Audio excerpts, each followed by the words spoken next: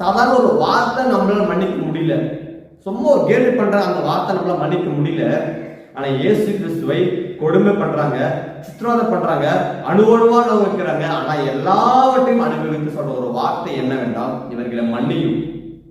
எப்போ நம்ம ஒரு மனுஷனை 100% 100% நம்ம எப்ப நேசிக்கிறோமோ அப்பதான் நம் மற்றவளை பிறரை மன்னிக்க ஒரு குணம் நமக்கு வரும்.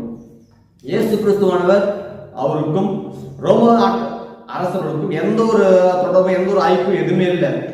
ஆனாலும் அப்பதான் முதல்வர் பார்க்கிறாரு. முதல்வர் அவர் அரசு பண்றாங்க, ரொம்ப கொடுமை பண்றாங்க. ஒரு அடி அடிக்கலாம், இல்ல 2 அடி, நிறைய பல கொடுமைகள் பண்றாங்க. ஆனாலும் எல்லாவற்றையும் சகித்து சொல்ற ஒரு வார்த்தை என்னவென்றால், இவர்களை மன்னியும். நல்லா யோசித்து பாருங்க, இந்த வார்த்தை எப்படி அப்படிப்பட்ட சூழ்நிலை நம்ம வர வைக்க முடியுமா? நம்மளால ஒரு தப்பா பேசினாலே சும்மா ஒரு அடி அடிச்சுட்டாவே ரொம்ப